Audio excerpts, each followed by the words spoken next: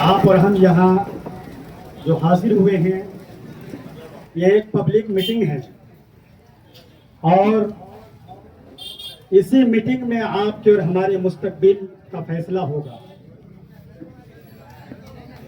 हम एक एमएलए चुनते हैं तो मकसद होता है कि हमारे हॉस्पिटल अच्छे हो जाए। एमएलए चुनते हैं इसी आसरा में कि हमारे इलाके के रोड पुल पुलिया अच्छा हो जाए, स्कूल और कॉलेज की एजुकेशन अच्छी हो जाए। लेकिन आज आज़ादी के बाद से लेकर के 1947 के बाद से लेकर के 2025 तक मैं हिंदुस्तान की बात तो नहीं कहूंगा, लेकिन सीमांचल के बारे में जो नॉलेज है, जो हमें इल्म है, हम अपने इल्म के मुताबिक आप लोगों को बताते हैं कि 1947 से लेकर के 2025 तक आपने कांग्रेस, जेडीयू, आरजेडी और हिंदुस्तान की दीगर जो पार्टियां हैं, हर एक पार्टी को आपने मौका दिया। लेकिन आप बताएं कि आपके सीमांचल में कोई एक ऐसी यूनिवर्सिटी है कि जिसमें आपका बच्चा पढ़ करके यहाँ पे आला मकाम हासिल करे? क्या आपके यहाँ कोई एक अच्छा हॉस्पिटल है जिस सरकारी हॉस्पिटल में फ्री एक्सरे हो, फ्री सिटी स्कैन हो?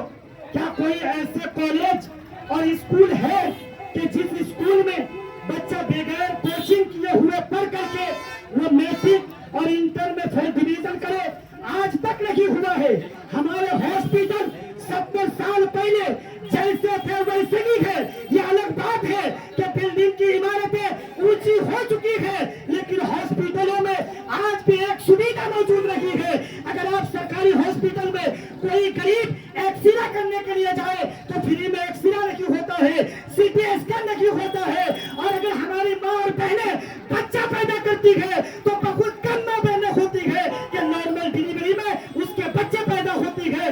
गरीब से गरीब माँ और बहनों को 50,000 रुपए खर्च करके सीधा करके बच्चे पैदा करने पड़ते हैं। काश अगर हमने विधानसभा में अच्छे एमएलए चुने होते तो हमारा हॉस्पिटल वही होता, उसमें डॉक्टर अच्छे होते और जहाँ शुगर से बच्चे पैदा होते हैं, गरीबों के यहाँ फ्री में नॉर्मल डिलीवरी में बच्चा पैदा होगा।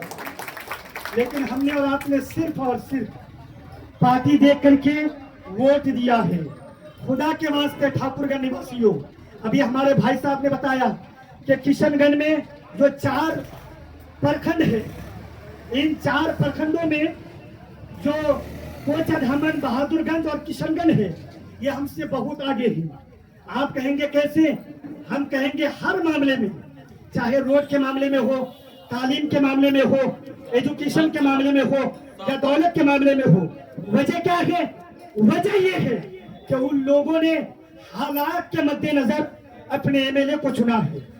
ऐसे वक्त में जहां पे पूरे हिंदुस्तान के कोने कोने में एमआईएम की धूम मच रही थी, चारों तरफ से एमआईएम की हवा चल रही थी, बहादुरगंज वालों ने, अमोर वालों ने, बायसी वालों ने और कोचा धमन किशनगंज वालों ने एमआईएम को वोट देकर के जिताने का काम किया।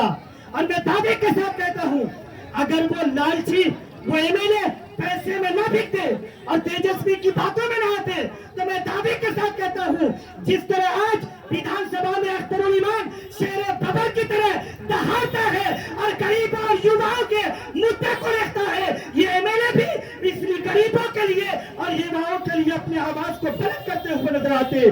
लेकिन जिस दिन से ये लोग आरजेडी का दामन थामे हैं, उसी दिन से इन लोगों के मुंह में ताले लग चुके हैं। जीते हैं एमआईएम के टिकट पर और कह रहा है एमआईएम वोट कटवा पार्टी है, कह रहा है एमआईएम बीजेपी की बी टीम है। हमारे जवाब तो ठीक है, अक्सर बूढ़ों से ये सुनने को मिलता है कि उवैसी साहब 2-4 सीटें लेकर के क्या करेंगे, उवैसी साहब वोट कटवा है। मैं आपको बताऊं, उवैसी साहब 2-4 सीटें लेकर के क्या करेंगे और वोट कटवा कैसे हैं? मैं आपसे सवाल करता हूं, 2024 लोकसभा इलेक्शन में एमआईएम ने कितनी सीटें लड़ी?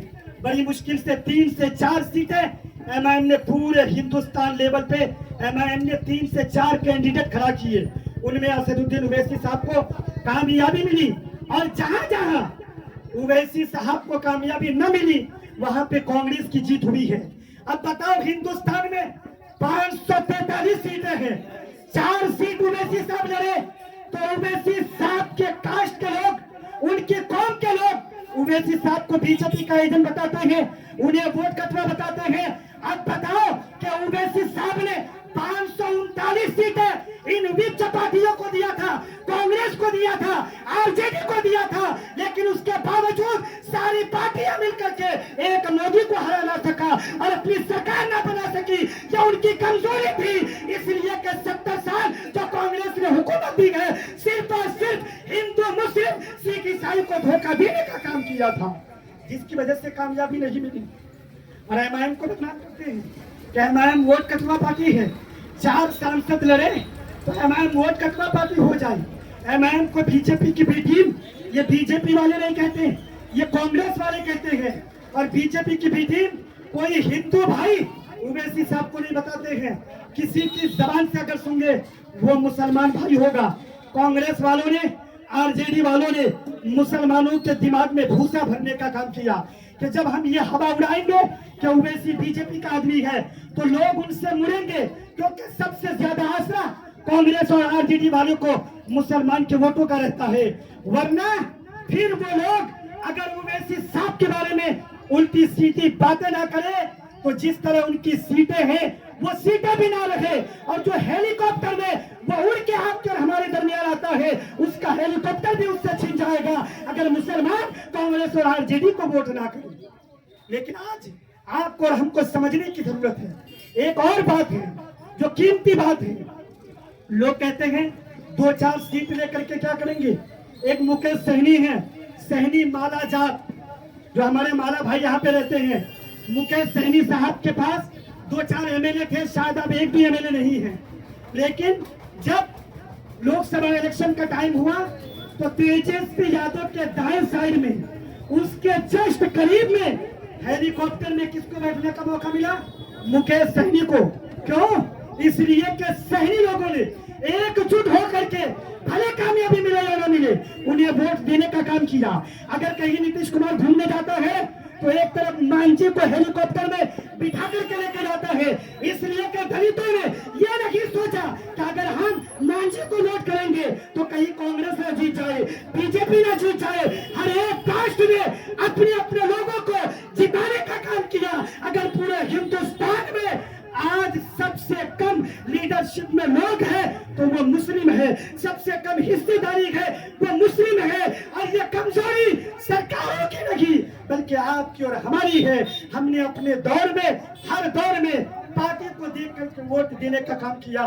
काश आप लोग अगर चाहते हैं कि आने वाले विधानसभा में हमारा ऐसा विधायक बने कि जो विधायक हमारे हॉस्पिटल को बना दे, जो विधायक हमारी बेटियों का जो किशनगंज इस्लामपुर में शिविर होता है वो नॉर्मल डिलीवरी ठाकुरगंज हॉस्पिटल में हो जाए, हमारे बच्चों के लिए अच्छे कॉलेजेस हो जाए, हमारे बच्चों के लिए अच्छे मकानात और अच्छी गाड़ियों का स्कूल जाने के लिए गवर्नमेंट की तरफ से इंतजाम हो जाए तो खुदा के वास्ते मुसलमानों एक मर्तबा ठाकुरगंज विधानसभा में चाचा गुलाम हसनैन साहब को मौका दे। इंशाअल्लाह जो 70 साल से और नेता ना कर सके ये 5 साल में चाचा गुलाम हसनैन करके आप लोगों को दिखाए। सिर्फ 5 साल। और अगर 5 साल में नहीं कर पाएंगे तो आपका वोट, आपका अधिकार, फिर आप दूसरे को चुन सकते हैं।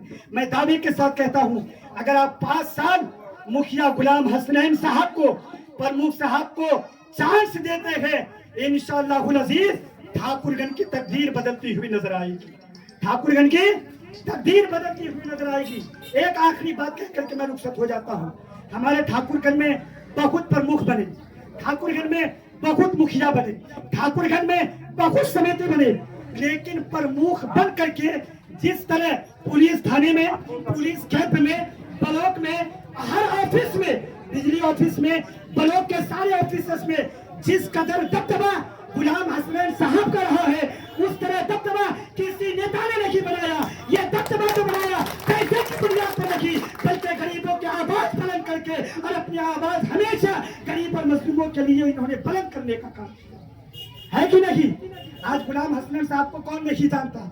ठाकुरगंज का अगर कोई प्रमुख बनता है तो सिर्फ ठाकुरगंज के लोग जानते हैं, लेकिन एक गुलाम हसनैन साहब है जिनको किशनगंज के लोग भी जानते हैं, कोचा धामन के लोग भी जानते हैं। जब जबान इंसान है आप 5 साल के लिए मौका दे, उवैसी साहब के हक में वोट करें। इंशाअल्लाहुल अजीज ये आपके लिए हर काम करेंगे। हम उलमा एमाइन के साथ है, उलमा कभी झूठ नहीं बोलते। वो सलमान अजहरी जिनके एक आवाज सुन करके हिंदुस्तान के मुसलमान इकट्ठा हो जाते हैं, उस सलमान अजहरी ने उवैसी साहब को सपोर्ट किया है, एमआईएम को वोट देने का उन्होंने अरीजा पेश किया है। इसलिए ठाकुर के मुसलमानों, अगर तुम अपनी मुस्तकबिल को संवारना चाहते हो, अपने बच्चों की भविष्य को बेहतर से बेहतर बनाना चाहते हो, तो मुखिया गुलाम हसनैन को पतंग के निशान पर वोट देकर के कामयाब बनाए। आपकी तकदीर भी बदल जाएगी। अब प्रखंड का विकास होता हुआ नजर